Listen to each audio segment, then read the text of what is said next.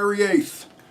Cold as fuck outside. Nothing you can do to keep warm around here. Ohio, when it hits this time of the year, it's about 14 degrees outside now. It'll get warmer someday.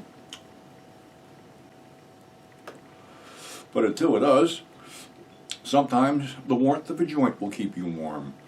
Just like in bygone days when I was smoking cigarettes out in the cold, the warmth of a cigarette would keep me warmer. Just the thought of a lit cigarette would keep me warmer, but I digress.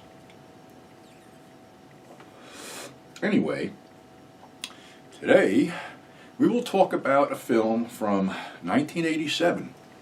Probably one of the last big action films to run in grindhouses, and that film was Extreme Prejudice, directed by Walter Hill. Walter Hill, for lack of better words, seemed to be a Sam Peckinpah disciple. He had worked with Sam on The Getaway, and I know that there was a definite homage in Extreme Prejudice to the Battle of the Bloody Porch, referring to the Wild Bunch. But this was an interesting film because there was more of a nod, more than a passing nod to the Wild Bunch in this film. If you go back to the Wild Bunch, two former friends, Pike Bishop, played by William Holden, and Deke Thornton, played by Robert Ryan, were pitted against each other because Deke Thornton got caught while Pike Bishop escaped and was turned into a bounty hunter, or he'd go back to prison. So you basically had two friends at odds with each other.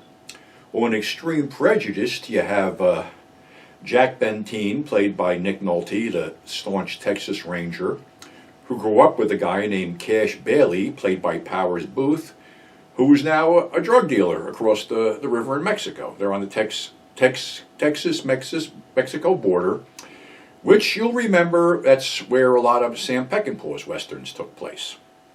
Well, in the Wild Bunch, you had a group of men whose time had basically run out. Time had passed them by.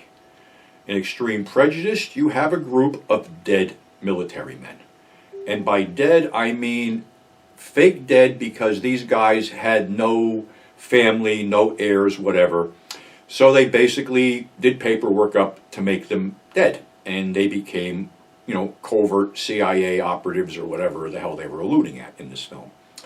The premise is that this group of dead soldiers, led by Colonel Hackett, played by Michael Ironside, and the dead soldiers were played by William Forsythe, Clancy Brown. Can't remember some of the other character actors, Delroy something or other, but anyway, you had a bunch of scenery chewers playing character actors, especially Forsythe and Brown. So the whole thing was that they were on a covert mission to go down to this town that, Sheriff or Texas Ranger Jack Bentine is in, and rob a bank because Cash Bailey was using that bank to launder his money and kept his ledgers in there. And also he would have somebody come into town to take out the occasional competition. This is what pissed Jack Bentine off, so he has a little sit down with Cash, because basically they, for whatever reason, shared the same girlfriend back in the day. Sarita, played by Maria Conchita Alonso, and she is now with Jack. Cash wants her back, but Cash is also heavily into his product, which throws him into violent rages. So basically Jack tells him, your best case scenario is to pack up and leave and stop doing this shit. Of course, it's a good thing he's not going to pack up and leave. So anyway, to throw more crap into the mix, Jack and Sheriff Pearson, played by Rip Torn, are basically hot on the trail of the Luke brothers, TC and Chubb, who have smuggled drugs back into Texas. TC is cornered in a bar with this product. Jack throws the handcuffs on the table, gives him a choice to, assume the position, but TC goes for his gun and gets blown away. Of course, this raises the ire of brother Chubb, who all of a sudden is very hard to find. So Pearson comes in and tells Jack that there's new faces at a place called Arturo's, a dive out in the middle of nowhere. So they decide to check this out. On the way while they're driving out, Rip Torn is one of the best lines in the films. He basically says, politicians, in my book, they're one step above child molesters. And isn't that the truth? So anyway, Arturo comes out and admits that Chubb is inside. Well, the whole thing's a setup. Arturo pulls his gun and shoots Pearson before Pearson can drop on him. Guns are flying all over the place. Jack takes out most of the people, and one really gory scene has him shoot the top of someone's foot off as the guy's walking behind a truck. Chubb and the survivor takes off. Jack is a pretty good shot. He pretty much took out all these guys. So Hackett and Larry, Clancy Brown's character, were watching this unfold because they wanted to see what they were up against when they did rob the bank. And all of a sudden, Chubb and the Mexican are headed their way. Well, Larry hides a machine pistol under his vest, and Hackett's explaining to these two that they're surveyors, and all of a sudden the machete gets pulled and they're going to take the car. Well, Hackett breaks the Mexican's neck, and Larry shoots Chubb with the machine gun. Little trivia here is that Chubb is played by Mickey Jones, who was Michael Ironside's partner on screen in the TV series V, and also appeared with him in Total Recall. So, all right, now when Benteen investigates this other shooting, he finds bullets that are not, the brass isn't in any book. They're looking it up, and the brass isn't in any book. So Hackett comes in posing as a DEA agent, and Jack blows him off. But then he offers to find out, about this ammunition. Bottom line is this ammunition was stolen from a military depot, and probably by Hackett and his men.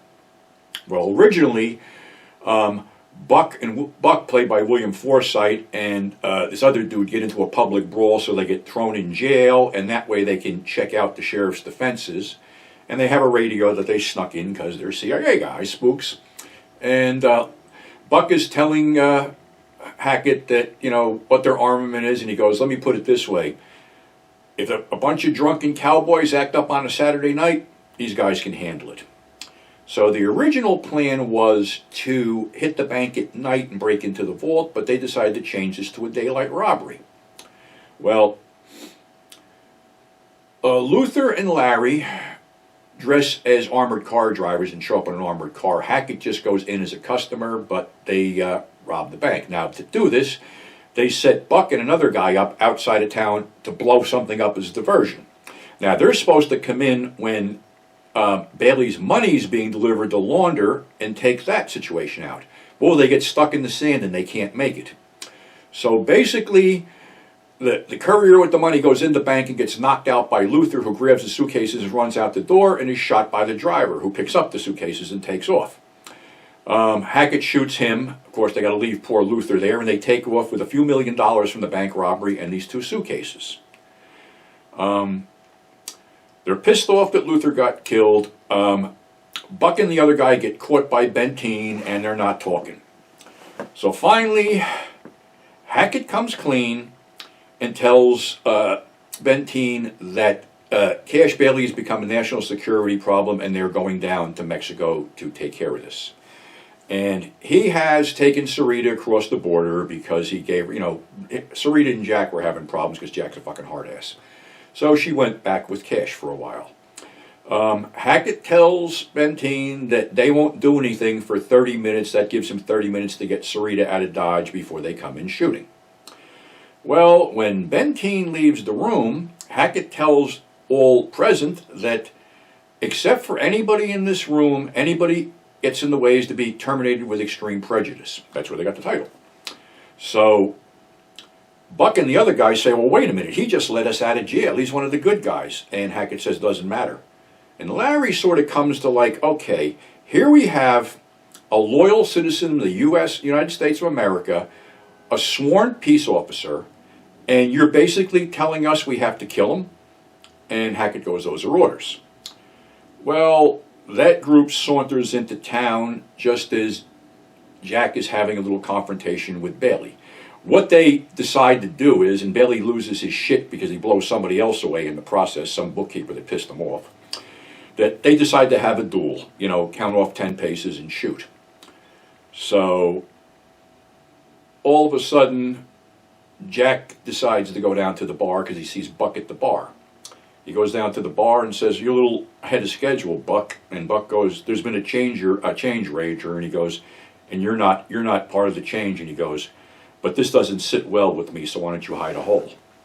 So in the meantime, Hackett is confronting Cash Bailey's bookkeeper, and it winds up that Hackett is his secret partner, and he wants to look at these ledgers and stuff like that.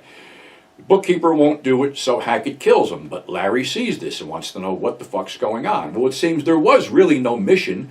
Hackett was going to grab $10 million and take off because he figured he earned it, putting his life on the line for his country, yada, yada, yada. Him and Larry can split it. Larry ain't down for this. All of a sudden, another gunman stumbles in and the shooting starts. And Charlie, another one of the soldiers, comes in and goes, "What the hell's going on?" And he goes, "Hackett set us all up to die. There's no mission. We got to kill Hackett." So they wind up getting lead in Hackett, who staggers out the front door. But Buck and his partner have grabbed the machine guns and start taking down Bailey's men. This is where the Battle of Bloody Porch comes in, because it's almost a homage to that whole thing, but it's not as good. I heard through the grapevine and from what I read that the scene was cut down a little bit. So basically, Buck and the other guy are killed by the Mexicans. Larry and Charlie come out, but Charlie is grabbed by the throat by this bodyguard called Monday, who is Tiny Lister and has his neck broken. Larry blows Monday away and gets machine gunned by the rest of the Mexicans. So now everybody's dead, and it's Bailey and Benteen. So they square off, and Benteen says, "You can just leave." And he goes, "No, you don't understand. I can't." Then he draws the gun, and Benteen blows him away. So Lupo, this Mexican who was second in command, says, "Okay, you can go back, but I might need a favor now and then. I might need you to look the other way. I might need to get somebody out of jail." And Benteen wants no part of it. He goes, "I just did you a favor. You get to wear the white suit," pointing to Bailey's corpse. So, okay, Sarita and Benteen start walking home, and Lupo mutters something under his breath about not dealing with damn gringos anymore. Yeah, it is a homage to the Wild Bunch, but it's uneven because 45 minutes, according to what I read on the IMDb and what Michael Ironside said, was taken out. The bank robbery money is never addressed. It's sitting in some fucking, van somewhere. What supposedly happened was that Andy Robinson was in this as part of the CIA connection, and the scene with him and Michael Ironside had to be taken out because, according to what I read, Walter Hill looked at it and he says, "It looks like Michael Ironside's the star, and Nolte, Torn, and Booth are propping him up. So we can't have that." But, the odd thing is, and I love these character actors, like Ironside, Forsythe, Clancy Brown, Lance Henriksen, people like that, because they steal scenes. For whatever, they have the power to come on a scene and all the attention gets focused on them, no matter what they do. They have that stage presence. And I had met, Bill Forsythe at a couple of conventions, and, we were cool with each other and shit. And one of the coolest things anybody ever said to me was said by him, because we were at, I think, a Monster Mania convention, and I had been up all night, and was at his table talking, and I says, it amazes me that, at whatever age I was, and probably, mid-50s, that basically I can outlast all these young guys all night. And Bill looked me in the eye and he goes, "You know why you can do that?" And I said, "Why?" And he goes, "Because they don't make guys like you and me anymore." I thought that was the fucking coolest thing. I said, "Let me buy a picture." And he goes, "You're not buying anything." He just signed it and slid it over to me. So he was really cool. I also had a conversation with him about character actors, because we both liked character actors, Leo Gordon, Jack Elam, Ernest Borgnine, Bronson before he became a star. And I said, something, Bill, you're up there with them. You're that good in my estimation. He sort of poo-pooed it off, but honestly, I think he's that good. And, right now, Extreme Prejudice is, I don't even know, probably out of print. I just watched an old DVD of it last night to refresh my memory.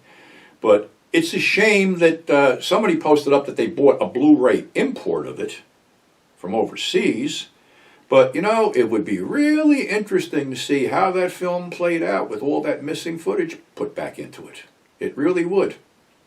So, that's our episode for today, February 8th. Like I said, freezing my balls off out here, but till we get a handle on what's going on, please mask up, please stay safe. Thanks for tuning in and subscribing. And if, like I said, you need anything from me, feel free to email me at grindhousepurgatory@gmail.com. You want back issues of Grindhouse Purgatory, my autobiography, any of the DVDs, whatever, feel free. I'll give you the best price I can. So until then, stay safe and we'll catch you on the flip side.